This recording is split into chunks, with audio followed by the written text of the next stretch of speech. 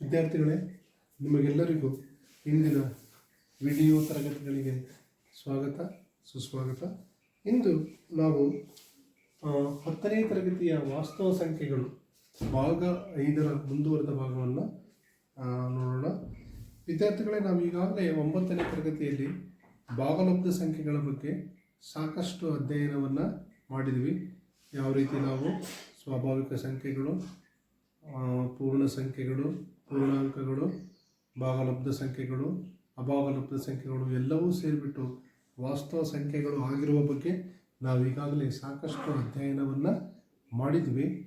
ಇಂದು ನಾವು ಈ ಭಾಗಲಬ್ಧ ಸಂಖ್ಯೆಗಳನ್ನ ಹೇಗೆ ಸಾಧಿಸೋದು ಅನ್ನೋದ್ರ ಕಡೆ ನೋಡಿದ್ವಿ.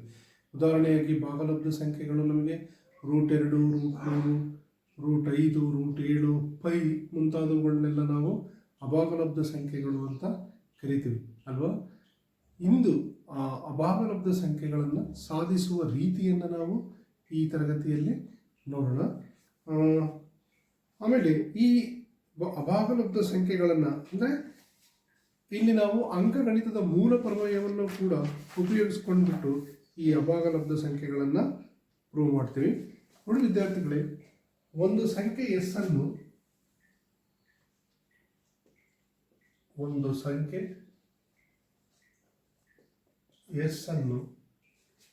P/Q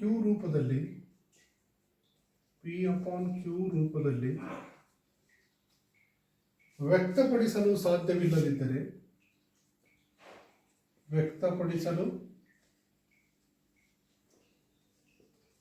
ಸಾಧ್ಯವಿಲ್ಲದಿದ್ದರೆ ಅದನ್ನು ಅಭಾಗಲಬ್ಧ ಸಂಖ್ಯೆ ಎನ್ನುತ್ತಾರೆ.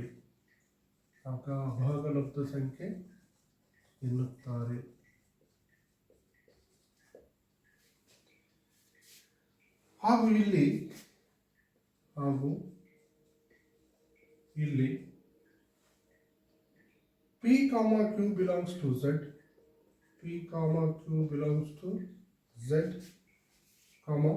ಮತ್ತು Q not equal to 0 ಅನ್ನೋದನ್ನು ನೀವು ನೆನಪು ಮಾಡ್ಕೋಬೋದು. ಹೌದಾ?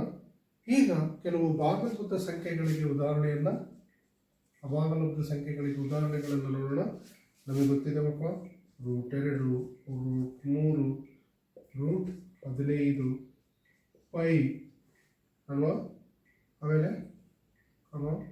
0.10, 11, 0.111, 0.1111 ಅಲ್ವಾ, ಇತ್ಯಾದಿ ಅಂತ ಇವನ್ನ ಅಭಾಗಲಬ್ಧ ಸಂಖ್ಯೆಗಳಿಗೆ ನಾವು ಉದಾಹರಣೆಯನ್ನಾಗಿ ಕೊಡ್ತೀವಿ. ಹೌದಾ? ಈಗ ನೋಡಿ, √2 ವಿದ್ಯಾರ್ಥಿಗಳೇ, √2 ಅಭಾಗಲಬ್ಧ ಸಂಖ್ಯೆ ಎಂದು ಸಾಧಿಸುವ ಮೊದಲು ಅಂಕಗಣಿತದ ಮೂಲ ಪ್ರಮೇಯಾಧಾರಿತವಾಗಿರ್ತಕ್ಕಂಥ ಒಂದು ಪ್ರಮೇಯವನ್ನು ಸಾಧಿಸ್ತಕ್ಕಂಥ ಅವಶ್ಯಕತೆ ಇದೆ. ಆ ಪ್ರಮೇಯವನ್ನು ಸಾಧಿಸಿಬಿಟ್ಟು ನಾವು ಮುಂದಕ್ಕೆ ಈ ಅಭಾಗಲಬ್ಧ ಸಂಖ್ಯೆಗಳನ್ನು ಸಾಧಿಸೋಣ. ಈಗ ವಿದ್ಯಾರ್ಥಿಗಳು ಇದನ್ನೆಲ್ಲ ಬರ್ಕೊಂಡಿದ್ದೀರಲ್ವಾ? ಈಗ ಬೋರ್ಡ್ ಕ್ಲಿಯರ್ ಮಾಡ್ತೀನಿ.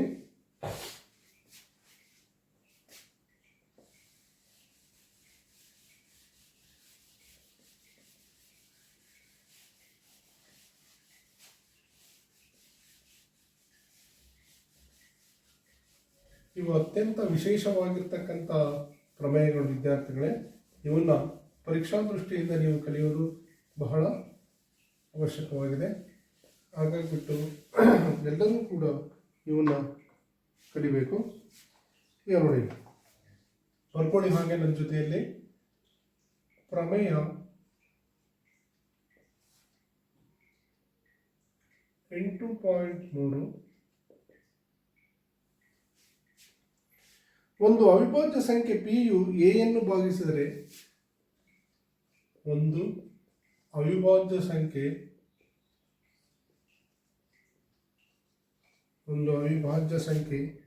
P ಯು A² ಅನ್ನು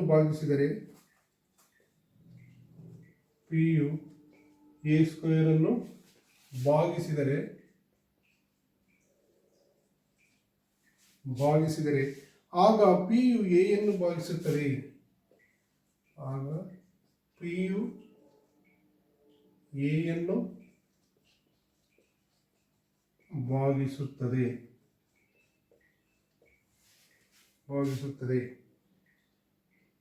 ಇಲ್ಲಿ ಎ ಯು ಒಂದು ಧನಪೂರ್ಣಾಂಕವಾಗಿದೆ. ಇಲ್ಲಿ ಎ ಯು ಒಂದು ಧನಪೂರ್ಣಾಂಕವಾಗಿದೆ.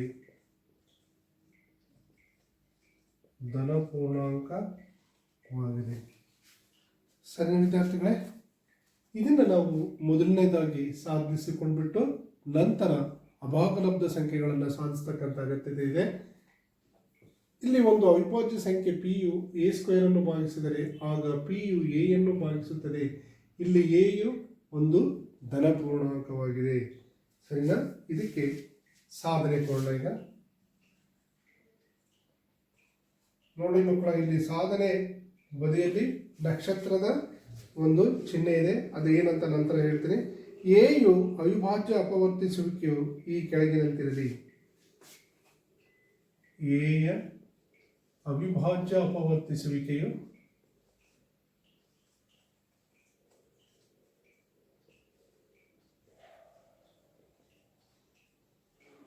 ಈ ಕೆಳಗಿನಂತಿರಲಿ.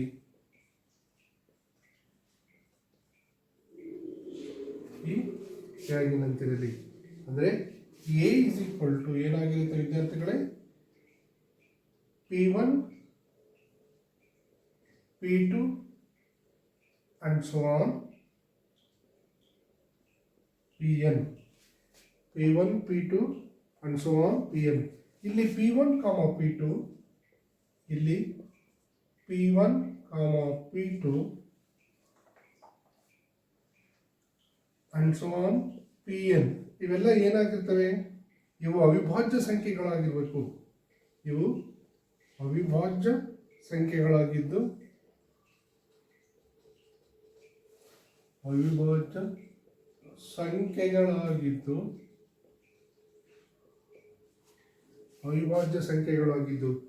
ವಿಭಿನ್ನ ಆಗಿರಬೇಕೆಂದಿಲ್ಲ.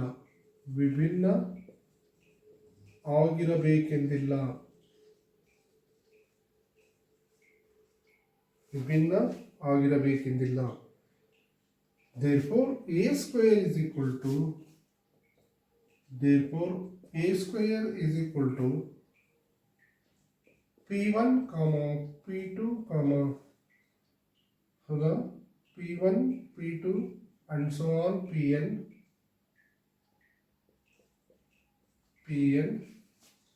ಆಮೇಲೆ P1, P2 and so on Pn is equal to ಏನಾಗಿರುತ್ತೆ? ವೆರಿ ಗುಡ್, ಹೇಳ್ತಾ ಇದ್ದೀರಲ್ವಾ? P1 ಸ್ಕ್ವೇರ್ ಆಗುತ್ತೆ, P2 ಸ್ಕ್ವೇರ್ ಆಗುತ್ತೆ and so on Pn square ಆಗಿರುತ್ತೆ ಅಲ್ವಾ? ಈಗ ನೋಡ್ರಿ, ದತ್ತದ ಪ್ರಕಾರ ಪಿ ಯು ಎ ಸ್ಕ್ವೇರ್ ಅನ್ನು ಭಾಗಿಸುತ್ತದೆ ಅಂತ ಹೇಳ್ತೀವಿ ನಾವು. ಈಗ ದತ್ತದ ಪ್ರಕಾರ ಪಿ ಯು ಎ ಸ್ಕ್ವೇರ್ ಅನ್ನು ಭಾಗಿಸುತ್ತದೆ.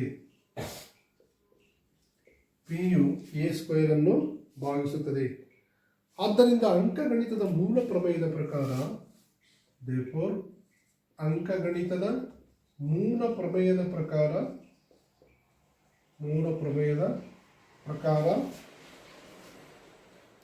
ಪಿ ಯು ಎ ಸ್ಕ್ವೇರ್ದ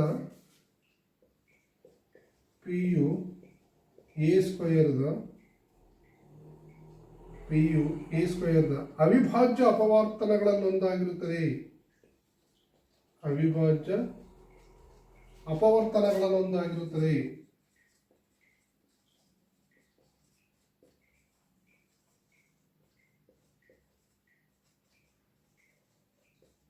ಪಿಯ ಅವಿಭಾಜ್ಯ ಅಪವರ್ತನಗಳಲ್ಲೊಂದಾಗಿರುತ್ತದೆ. ಆದರೆ ಅಂಕಗಣಿತದ ಮೂಲ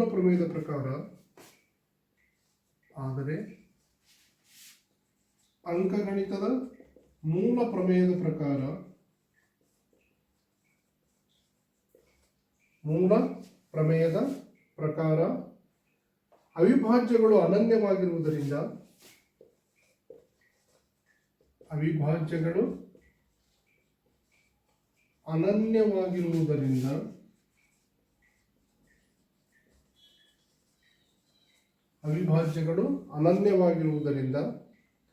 ಎ ಸ್ಕ್ವೇರ್ದ ಅವಿಭಾಜ್ಯ ಅಪವರ್ತನಗಳು ಎ ಸ್ಕ್ವೇರ್ದ ಅವಿಭಾಜ್ಯ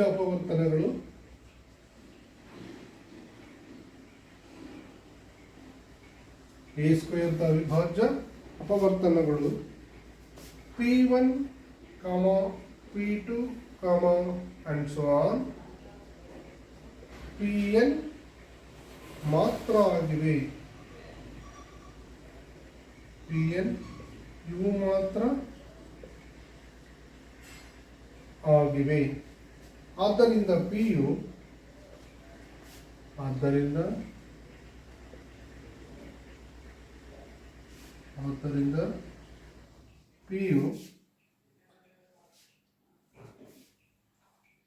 P1, P2, and so on Pn ಇವುಗಳಲ್ಲಿನ ಒಂದು ಅವಿಭಾಜ್ಯ ಸಂಖ್ಯೆಯಾಗಿದೆ.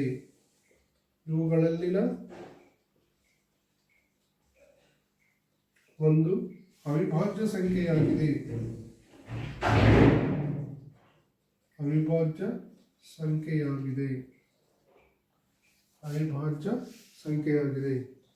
ಈಗ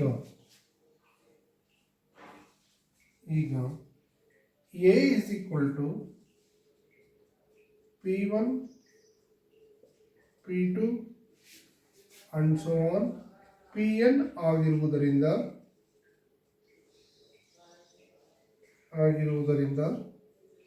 Pಯು A ಯನ್ನು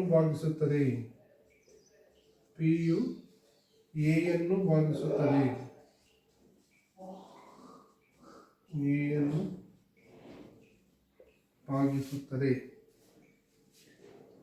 ಸರಿ ವಿದ್ಯಾರ್ಥಿಗಳೇ, ನಾವು ಇದರ ನಂತರ ಈಗ ಅಭಾಗಲಬ್ಧ ಸಂಖ್ಯೆಗಳನ್ನು √2, √3, √5 ಮುಂತಾದವುಗಳನ್ನು ಅಭಾಗಲಬ್ಧ ಸಂಖ್ಯೆಗಳು ಎಂದು ಸಾಧಿಸಲಿಕ್ಕೆ ನಮಗೆ ಸುಲಭವಾಗುತ್ತೆ.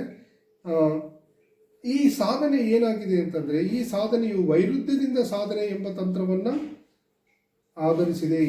ಈ ಸಾಧನೆಯು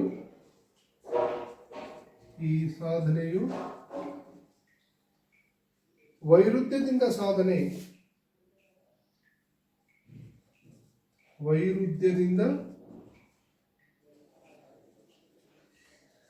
ಸಾಧನೆ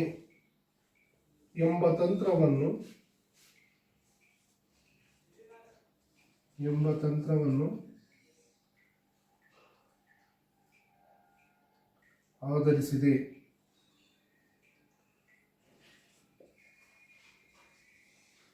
ಮುಂದೆ ಇದರಲ್ಲಿ ಅನುಬಂಧದಲ್ಲಿ ಚರ್ಚೆ ಮಾಡಲಾಗಿದೆ ವಿದ್ಯಾರ್ಥಿಗಳೇ. ಅನುಬಂಧ 1ರಲ್ಲಿ ಈ ವೈರುಧ್ಯದ ತಂತ್ರ ಅಂದ್ರೆ ಏನು ಅಂತ, ವೈರುಧ್ಯದಿಂದ ಸಾಧನೆ ಎಂಬ ತಂತ್ರದಿಂದ ಆಚರಿಸೋದಲ್ಲ, ಇದನ್ನು ನಾವು ಮುಂದೆ ಇಲ್ಲಿ ಚರ್ಚೆಯನ್ನು ಮಾಡ್ತೀವಿ. ಆದಾಗ್ಯೂ ಕೂಡ ನಿಮಗೆ ಇಲ್ಲಿ ಮತ್ತೊಂದು ಬಾರಿ ಇದನ್ನು ಸವಿವರವಾಗಿ ಹೇಳ್ತೇನೆ, ನೋಡ್ಕೊಡ್ರಿ. ಆ ವಿದ್ಯಾರ್ಥಿಗಳೇ, ಇಲ್ಲಿ ಒಂದು ಚಿಹ್ನೆ ಇತ್ತಲ್ವಾ, ನೀವು ನೋಡಿದಿರಲ್ಲ ಪುಸ್ತಕದಲ್ಲಿ ಒಂದು ಸ್ಟಾರ್ ಚಿಹ್ನೆ ಇದೆ ಅಲ್ಲ, ನಕ್ಷತ್ರದ ಈ ರೀತಿ ನಕ್ಷತ್ರದ ಚಿಹ್ನೆ ಇದೆ ಅಲ್ವಾ, ಅದರ ಪಕ್ಕಕ್ಕೆ ಪುಟ ಸಂಖ್ಯೆ 172ರಲ್ಲಿ. ಇದರ ಅರ್ಥ ಏನು ಅಂದರೆ, ಇದು ಪರೀಕ್ಷಾ ದೃಷ್ಟಿಯಿಂದ ಅಲ್ಲ ಅಂತ, ಅಂದರೆ ಪರೀಕ್ಷೆಗೆ ಈ ಪ್ರಶ್ನೆಯನ್ನು ಕೇಳೋಲ್ಲ ಅಂತ ಹೇಳಿ ಅರ್ಥ. ಈಗ ಇನ್ನೊಂದ್ಸರಿ ನೋಡಿ ಮಕ್ಕಳೇ, ಒಂದು ಅವಿಭಾಜ್ಯ ಸಂಖ್ಯೆ Pಯು A ಸ್ಕ್ವೇರನ್ನು ಭಾಗಿಸಿದರೆ ಆಗ Pಯು A ಯನ್ನು ಭಾಗಿಸುತ್ತದೆ. ಇಲ್ಲಿ A ಅಂತಕ್ಕಂಥದ್ದು ಏನಾಗಿದೆ, ಒಂದು ಧನಪೂರ್ಣಾಂಕ ಆಗಿದೆ. ಏನು ಸಾಧನೆಯನ್ನು ಕೊಡ್ತೀವಿ ಇದಕ್ಕೆ? ಎಯು ಅವಿಭಾಜ್ಯ ಅಪವರ್ತಿಸುವಿಕೆಯು ಈ ಕೆಳಗಿನಂತಿರಲಿ ಅಂತೀವಿ. ಅಂದರೆ ಎ ಅಂದರೆ P1, P2, Pn. ಇಲ್ಲಿ P1, P2, Pn ಇವು ಏನಾಗಿದ್ದಾವೆ, ಎಲ್ಲ ಅವಿಭಾಜ್ಯ ಸಂಖ್ಯೆಗಳಾಗಿದ್ದು ವಿಭಿನ್ನ ಆಗಿರಬೇಕು ಅಂತ ಏನಿಲ್ಲ. ಅಂದರೆ ನೆಕ್ಸ್ಟ್ P ಸ್ಕ್ವೇರ್ ಯಾವ ರೀತಿ ಇರುತ್ತೆ, P1, P2 and so on Pn into P1, P2 and so on Pn. ಅಂದರೆ P1 square, P2 square up to ಎಷ್ಟಾಗುತ್ತೆ, Pn ಸ್ಕ್ವೇರ್ ತನಕ ಇರುತ್ತೆ. ಈಗ ನಾವು ನಮ್ಮ ದತ್ತದ ಪ್ರಕಾರ ಏನು ಹೇಳ್ಬೋದು, Pಯು A ಸ್ಕ್ವೇರ್ ಅನ್ನು ಭಾಗಿಸುತ್ತದೆ ಅಂತ ಹೇಳ್ತೀವಿ. P ಅಂತಕ್ಕಂಥದ್ದು A ಸ್ಕ್ವೇರ್ ಅನ್ನು ಭಾಗಿಸುತ್ತದೆ. ನೋಡ್ರಿ, ಅಂಕಗಣಿತದ ಮೂಲ ಪ್ರಮೇಯದ ಪ್ರಕಾರ Pಯು A ಸ್ಕ್ವೇರ್ದ ಅವಿಭಾಜ್ಯ ಅಪವರ್ತನಗಳಲ್ಲಿ ಒಂದಾಗಿರುತ್ತದೆ. ಆದರೆ ಅಂಕಗಣಿತದ ಮೂಲ ಪ್ರಮೇಯದ ಪ್ರಕಾರ ಅವಿಭಾಜ್ಯಗಳು ಅನನ್ಯವಾಗಿರುವುದರಿಂದ A ಸ್ಕ್ವೇರ್ದ ಅವಿಭಾಜ್ಯ ಅಪವರ್ತನಗಳೇನಾಗಿರುತ್ತೆ, P1, P2, Pn ಇವು ಮಾತ್ರ ಆಗಿವೆ. ಆದ್ದರಿಂದ P1, P2, Pn ಇವುಗಳಲ್ಲಿನ ಒಂದು ಅವಿಭಾಜ್ಯ ಸಂಖ್ಯೆ ಆಗಿರುತ್ತದೆ. ಈಗ ಎ ಅಂತಕ್ಕಂಥದ್ದು P1, P2 ಆಗಿರೋದ್ರಿಂದ P ಯು ಎ ಯನ್ನು ಭಾಗಿಸುತ್ತದೆ. ಅಂದರೆ P² ನ ಭಾಗಿಸಲ್ಲ ಅಂತ ಅರ್ಥ. ಈ ಸಾಧನೆಯು ವೈರುಧ್ಯದಿಂದ ಸಾಧನೆ ಎಂಬ ತಂತ್ರವನ್ನು ಆಧರಿಸಿದೆ. ನಂತರ ಈ ವೈರುಧ್ಯದಿಂದ ಸಾಧನೆ ಅಂತಕ್ಕಂಥ ಒಂದು ಅಂಶವನ್ನು ಅನುಬಂಧ ಒಂದರಲ್ಲಿ ಚರ್ಚಿಸಿದ್ದೀವಿ. ಅದು ನಿಮಗೆ ನಂತರ ಗೊತ್ತಾಗುತ್ತೆ. ವಿದ್ಯಾರ್ಥಿಗಳೇ ಬೇಗ ಕ್ಲಿಯರ್ ಮಾಡ್ಕೊಳ್ರಿ. ಬೋರ್ಡ್ ಕ್ಲಿಯರ್ ಮಾಡೋಣ, ಬೇಗ ನೋಟ್ಸ್ ಮಾಡ್ಕೊಳ್ಳಿ.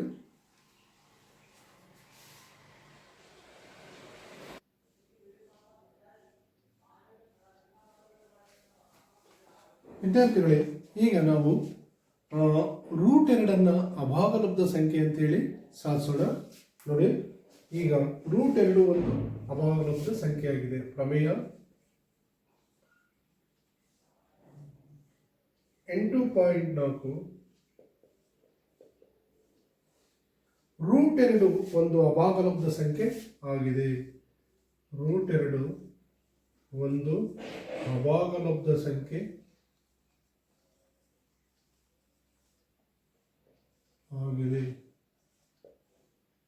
√2 ಒಂದು ಅಭಾಗಲಬ್ಧ ಸಂಖ್ಯೆ ಆಗಿದೆ ಅಂತೇಳಿ ಸಾಧಿಸಬೇಕು ಮಕ್ಕಳೇ.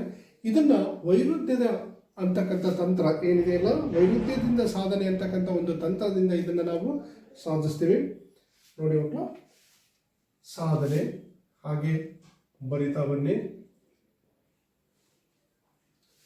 ಇದಕ್ಕೆ ವಿರುದ್ಧವಾಗಿ ಯಾವುದಕ್ಕೆ ವಿರುದ್ಧವಾಗಿ, ಇದು ಭಾಗಲಬ್ಧ ಸಂಖ್ಯೆ ಅಂತಕ್ಕಂಥ ಒಂದು ಅಂಶದ ವಿರುದ್ಧವಾಗಿ, ಇದಕ್ಕೆ ವಿರುದ್ಧವಾಗಿ √2 ಒಂದು ಭಾಗಲಬ್ಧ ಸಂಖ್ಯೆ ಎಂದು ಊಹಿಸೋಣ. √2 ಒಂದು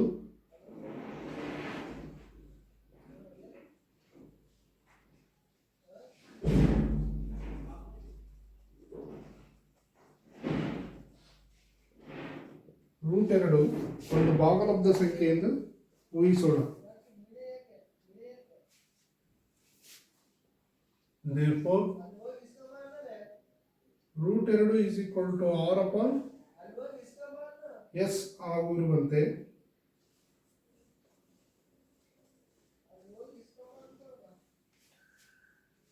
R ಮತ್ತು S √2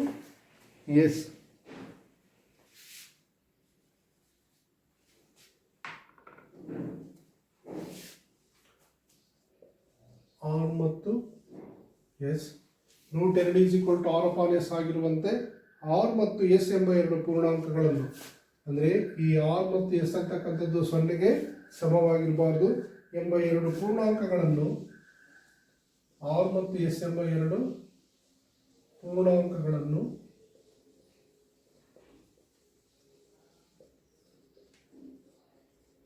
ನಾವು ಕಾಣಬಹುದು.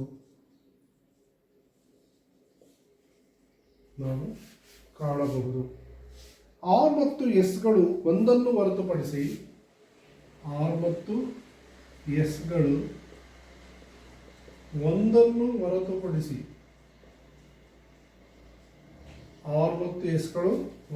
ಹೊರತುಪಡಿಸಿ ಬೇರೆ ಸಾಮಾನ್ಯ ಅಪವರ್ತನಗಳನ್ನು ಹೊಂದಿವೆ. ಬೇರೆ ಸಾಮಾನ್ಯ ಅಪವರ್ತನಗಳನ್ನು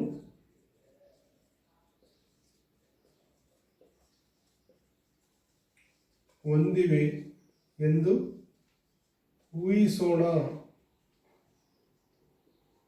ಬೇರೆ ಸಾಮಾನ್ಯ ಅಪವರ್ತನಗಳನ್ನು ಹೊಂದಿವೆ ಎಂದು ಊಹಿಸೋಣ. ಸಾಮಾನ್ಯ ಅಪವರ್ತನದಿಂದ ಭಾಗಿಸಿದಾಗ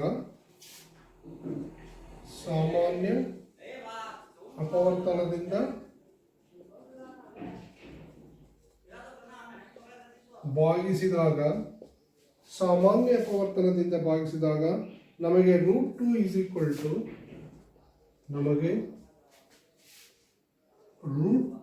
equal to A upon B ಸಿಗುತ್ತೆ ಅಲ್ವಾ ವಿದ್ಯಾರ್ಥಿಗಳೇ?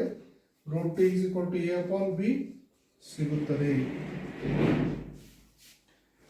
ಇಲ್ಲಿ A ಮತ್ತು B ಗಳು ಸಹ ಅವಿಭಾಜ್ಯಗಳು. ಇಲ್ಲಿ A ಮತ್ತು ಬಿಗಳು ಸಹ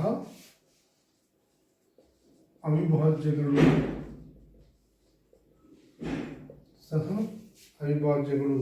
therefore b root 2 is equal to a. ಇದನ್ನ ಕ್ರಾಸ್ ಮಲ್ಟಿಪ್ಲಿಕೇಶನ್ ಮಾಡಿದರೆ b root 2 is equal to a ಆಗಿರುತ್ತೆ ಅಲ್ವಾ. ಎರಡೂ ಕಡೆ ವರ್ಗಗೊಳಿಸಿ ಮರುಜೋಡಿಸಿದಾಗ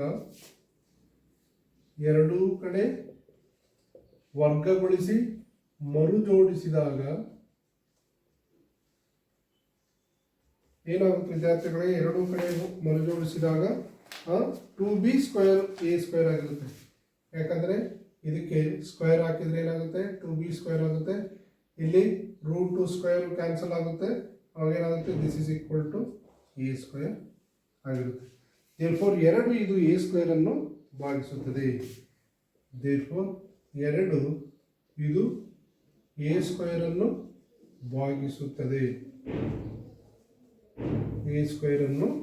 ಭಾಗಿಸುತ್ತದೆ. ಈಗ ಪ್ರಮೇಯ 8.3ರಂತೆ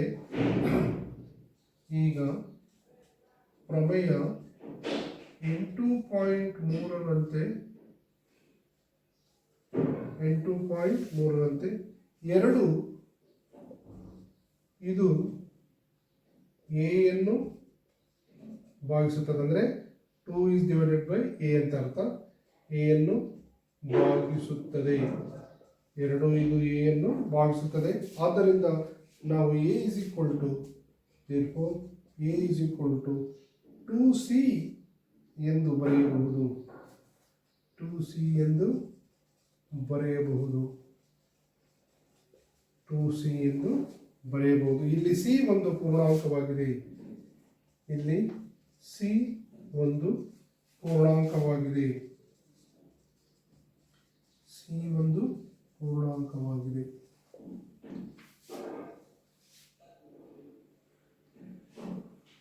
ಇದನ್ನ ಸಮೀಕರಣ 1 ಅಂತ ತಗೋಬೇಕಾಯ್ತಲ್ಲ. ಸಮೀಕರಣ 1ರಲ್ಲಿ ಎ ಯನ್ನು ಬೆಲೆಯನ್ನು ಆದೇಶಿಸಿದಾಗ, ಸಮೀಕರಣ 1ರಲ್ಲಿ ಎ ಯ ಬೆಲೆಯನ್ನು ಆದೇಶಿಸಿದಾಗ ಸಮೀಕರಣ 1ರಲ್ಲಿ ಎ ಬೆಲೆ ಅಂದರೆ 2c ಇದನ್ನು ಆದೇಶ ಮಾಡಿದರೆ ಏನಾಗುತ್ತೆ, 2b square is equal to 2c whole square is equal to 4c square ಆಗುತ್ತೆ ಅಲ್ವಾ. Therefore B square is equal to ಯಾವುದಕ್ಕೆ ಸಮ, 2c ಸ್ಕ್ವೇರ್ಗೆ ಸಮ. ಯಾಕಂದರೆ 2 ಇದನ್ನು ಭಾಗಿಸಿದ್ರೆ 2c ಸ್ಕ್ವೇರ್ ಆಗುತ್ತೆ. Therefore B square is equal to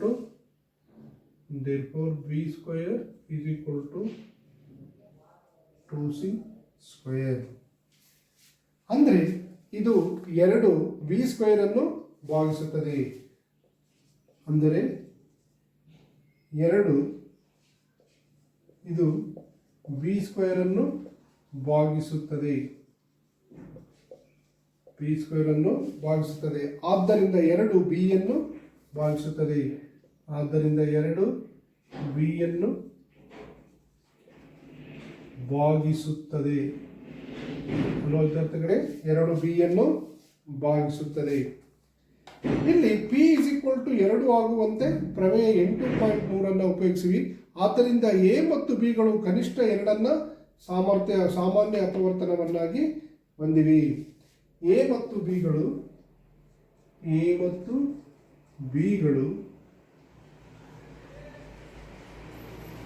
ಕನಿಷ್ಠ 2 ಸಾಮಾನ್ಯ ಅಪವರ್ತನವನ್ನು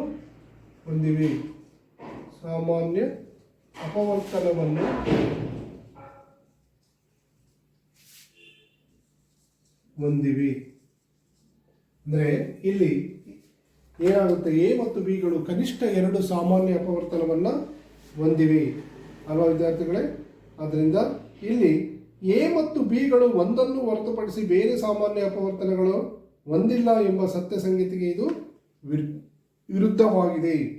ಆದ್ದರಿಂದ ರೂಟ್ 2 ಒಂದು ಅಭಾಗಲಬ್ಧ ಸಂಖ್ಯೆ ಎಂಬ ನಮ್ಮ ಊಹೆ ತಪ್ಪಾಗಿದೆ. ಅಂದರೆ ಇಲ್ಲೇನಾಗಿದೆ, ಎ ಮತ್ತು ಬಿಗಳೇನಾಗಿದೆ, ಒಂದನ್ನು ಹೊರತುಪಡಿಸಿ ಬೇರೆ ಸಾಮಾನ್ಯ ಅಪವರ್ತನಗಳೆಲ್ಲ ಹೊಂದಿಲ್ಲ ಎಂಬ ಸತ್ಯ ಸಂಗತಿಗೆ ಇದು ವಿರುದ್ಧವಾಗಿದೆ.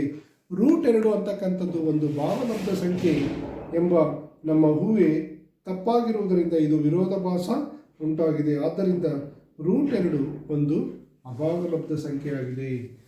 √2 ಒಂದು ಅಭಾಗಲಬ್ಧ ಸಂಖ್ಯೆ ಆಗಿದೆ.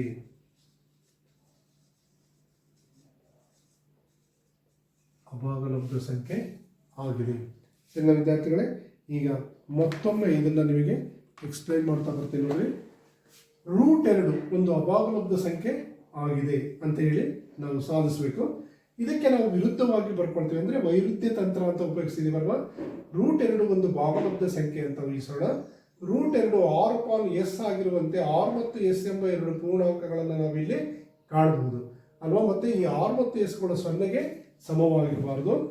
r ಮತ್ತು s ಗಳು ಒಂದನ್ನು ಹೊರತುಪಡಿಸಿ ಬೇರೆ ಸಾಮಾನ್ಯ ಅಪವರ್ತನಗಳನ್ನು ಹೊಂದಿವೆ ಎಂದು ಊಹಿಸೋಣ. ಸಾಮಾನ್ಯ ಅಪವರ್ತನದಿಂದ ಭಾಗಿಸಿದಾಗ ನಮಗೆ ಏನು ಸಿಗುತ್ತೆ? √2 a/b ಸಿಗುತ್ತದೆ. ಇಲ್ಲಿ a ಮತ್ತು b ಗಳು ಸಹ ಅವಿಭಾಜ್ಯಗಳು. ಆಮೇಲೆ ಇದನ್ನ ಕ್ರಾಸ್ ಮಲ್ಟಿಪ್ಲಿಕೇಶನ್ ಮಾಡಿದ್ರೆ ಏನಾಗುತ್ತೆ? b√2 a ಆಗುತ್ತೆ. ಹೌದಾ? ಇದನ್ನ ಸಮೀಕರಣ 1 ಅಂತ ತಗೊಳ್ಳೋಣ. ಇದನ್ನ ಎರಡೂ ಕಡೆಗೆ ನಾವು ವರ್ಗಗೊಳಿಸಿದಾಗ ಏನಾಗುತ್ತೆ? 2b², ಇದು ಸ್ಕ್ವೇರ್ ರೂಟ್ ಕ್ಯಾನ್ಸಲ್ ಆಗಿ 2b² a² ಆಗುತ್ತದೆ. ಹೌದಾ? ಇಲ್ಲಿ ಆದುದರಿಂದ 2 ಇದು a² ಅನ್ನು ಭಾಗಿಸುತ್ತೆ ಅಂತ ನಾವು ಹೇಳ್ಬೋದು. ಪ್ರಮೇಯ 8.3ರಂತೆ ನಾವು ಸಾಧಿಸಿದ್ವಲ್ಲ, 2 ಇದು a ಯನ್ನು ಭಾಗಿಸುತ್ತದೆ. therefore a = 2c ಎಂದು ನಾವು ಇದನ್ನು ಬರೀಬಹುದು. ಇಲ್ಲಿ c ಅಂತಕ್ಕಂಥದ್ದು ಕೂಡ ಒಂದು ಪೂರ್ಣಾಂಕವಾಗಿದೆ. ಸಮೀಕರಣ 1ರಲ್ಲಿ a ಯ ಬೆಲೆಯನ್ನು ನಾವು ಆದೇಶ ಮಾಡಿದರೆ, ಹೌದಾ, a = 2c ಎನ್ನಲ್ಲಿ ಇದರಲ್ಲಿ ಹಾಕಿದ್ರೆ ಏನಾಗುತ್ತೆ? 2c² ಆಗುತ್ತಲ್ವಾ. ಇದು a ಇಲ್ಲಿ c ಒಂದು ಪೂರ್ಣಾಂಕವಾಗಿದೆ. ಸಮೀಕರಣ 1ರಲ್ಲಿ ಇದರ ಬೆಲೆಯನ್ನು ಆದೇಶಿಸಿದಾಗ ಇದು 2b² ಏನಾಗುತ್ತೆ? 2c² ಆಗುತ್ತೆ. = 4c². 2ರಿಂದ ಇದು 4 ಭಾಗಿಸಿದ್ರೆ b² = 2c² ಆಗುತ್ತೆ ಅಲ್ವಾ. ಅಂದರೆ 2 ಇದು b² ಅನ್ನು ಭಾಗಿಸುತ್ತದೆ. therefore 2 b ಯನ್ನು ಭಾಗಿಸುತ್ತದೆ. ಇಲ್ಲಿ ಏನಾಗುತ್ತೆ? a ಮತ್ತು b ಗಳು ಕನಿಷ್ಠ 2 ಸಾಮಾನ್ಯ ಅಪವರ್ತನವನ್ನು ಹೊಂದಿವೆ. ಹೌದಾ? 2 ಸಾಮಾನ್ಯ ಅಪವರ್ತನವನ್ನು ಹೊಂದಿವೆ. ಅಂದರೆ a ಮತ್ತು b ಗಳು ಒಂದನ್ನು ಹೊರತುಪಡಿಸಿ ಬೇರೆ ಸಾಮಾನ್ಯ ಅಪವರ್ತನಗಳನ್ನು ಹೊಂದಿಲ್ಲ ಎಂಬ ಹೇಳಿಕೆ ಎಂಬ ಸತ್ಯ ಸಂಗತಿಗೆ ಇದೇನಾಗಿದೆ? ವಿರುದ್ಧವಾಗಿದೆ. ಆದ್ದರಿಂದ √2 ಒಂದು ಭಾಗಲಬ್ಧ ಸಂಖ್ಯೆ ಎಂಬ ನಮ್ಮ ಊಹೆ ತಪ್ಪಾಗಿರುವುದರಿಂದ ಏನಾಗಿದೆ? ಇಲ್ಲಿ ವಿರೋಧಾಭಾಸ ಉಂಟಾಗುತ್ತೆ. ಆದ್ದರಿಂದ √2 ಏನಾಗಿರುತ್ತೆ? ಒಂದು ಅಭಾಗಲಬ್ಧ ಸಂಖ್ಯೆ ಅಂತ ಹೇಳಿ ನಾವಿಲ್ಲಿ ನೋಡಬಹುದಾಗಿದೆ. ಸಣ್ಣ ಮಕ್ಕಳ, ಬೇಗ ಇದನ್ನು ನೋಟ್ ಮಾಡ್ಕೊಳ್ಳಿ, ಕ್ಲಿಯರ್ ಮಾಡೋಣ.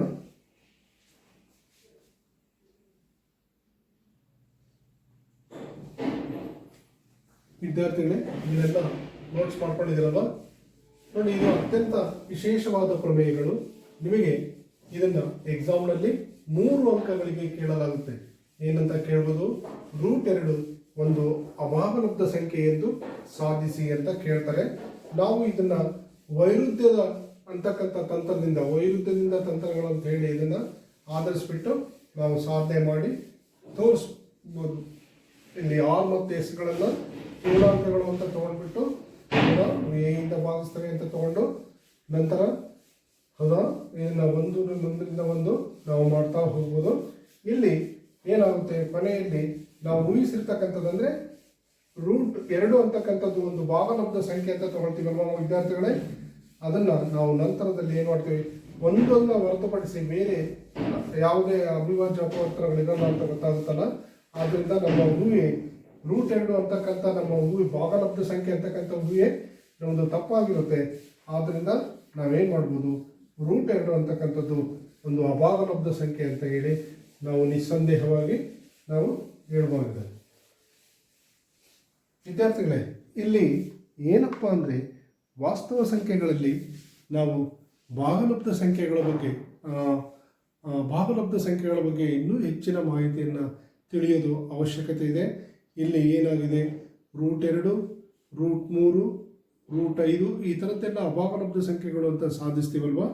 ಇವನ್ನ ಮುಂದಿನ ತರಗತಿಯಲ್ಲಿ ಇನ್ನೂ ಹೆಚ್ಚಿನ ಮಾಹಿತಿಯೊಂದಿಗೆ ನಾವು ಇವನ್ನ ಮಾಡಬಹುದು. ನಿಮಗೆ ಇಲ್ಲಿಯವರೆಗೂ ನಾವು ವಾಸ್ತವ ಸಂಖ್ಯೆಗಳಲ್ಲಿ ಸಾಕಷ್ಟು ಅಂಶಗಳನ್ನು ಹೇಳ್ಕೊಟ್ಟಿದ್ದೀವಿ. ಮಾಸಾವನ್ನು ಕಂಡುಹಿಡಿಯೋದಾಗಿರ್ಬೋದು, ಲಾಸಾಹವನ್ನು ಕಂಡುಹಿಡಿಯೋದಾಗಿರ್ಬೋದು, ಅಂಕಗಣಿತದ ಮೂಲ ಪ್ರಮೇಯ, ಅನುಪ್ರಮೇಯ ಇವುಗಳನ್ನೆಲ್ಲ ಹೇಳ್ಕೊಟ್ಟಿದ್ದೀವಿ. ಇವುಗಳಲ್ಲಿ ನೀವು ಸಾಕಷ್ಟು ಲೆಕ್ಕಗಳನ್ನು ಮಾಡ್ಬೋದಾಗಿದೆ ಹಿಂದಿನ ತರಗತಿಯಲ್ಲೇ. ಅವನ್ನೆಲ್ಲ ನೀವು ತಪ್ಪಿಲ್ಲದಂತೆ ಮಾಡಿಬಿಟ್ಟು ಅಭ್ಯಾಸದ ಲೆಕ್ಕಗಳನ್ನು ಸಾಕಷ್ಟು ನೀವು ಅನುಸರಿಸಿಬಿಟ್ಟು ನೀವು ಮಾಡಿದ್ದಾದರೆ ಈ ವಾಸ್ತವ ಸಂಖ್ಯೆಗಳಲ್ಲಿ ಪರೀಕ್ಷಾ ದೃಷ್ಟಿಯಿಂದ ನಮಗೆ ಸುಮಾರು 5 ಅಂಕಗಳು, 5ರಿಂದ 6 ಅಂಕಗಳು ನಮಗೆ ಇರುತ್ತವೆ.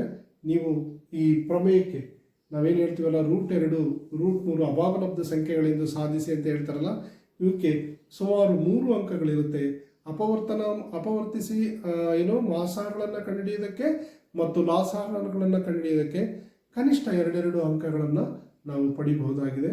ಇಲ್ಲಿ ನೀವು ಗಮನಿಸಬೇಕಾದ ಅಂಶಗಳೇನೆಂದರೆ, ಅಭ್ಯಾಸದಲ್ಲಿ ಕೊಟ್ಟಿರ್ತಕ್ಕಂಥ ಎಲ್ಲ ಲೆಕ್ಕಗಳನ್ನು ಮಾಡೋದಾಗಿದೆ.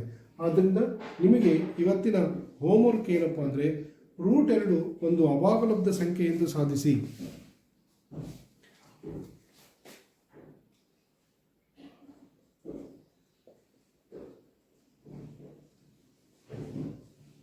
√2 ಒಂದು ಅಭಾಗಲಬ್ಧ ಸಂಖ್ಯೆ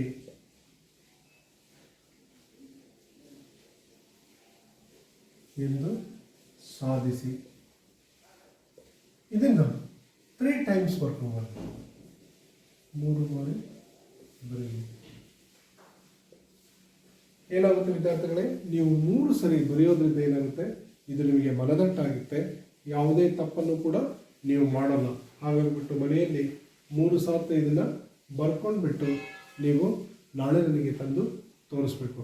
ವಿದ್ಯಾರ್ಥಿಗಳೇ, ನೀವು ಇಲ್ಲಿಯ ತನಕ ಇಂದಿನ ವಿಡಿಯೋ ತರಗತಿಯನ್ನು ನೀವು ಕೇಳಿದ್ದೀರಾ, ಸಾವಧಾನವಾಗಿ ಕೇಳಿಬಿಟ್ಟು ಸಹಕರಿಸಿದ್ದೀರಾ. ನಿಮಗೆಲ್ಲರಿಗೂ ಧನ್ಯವಾದಗಳನ್ನು ಅರ್ಪಿಸ್ತೇನೆ.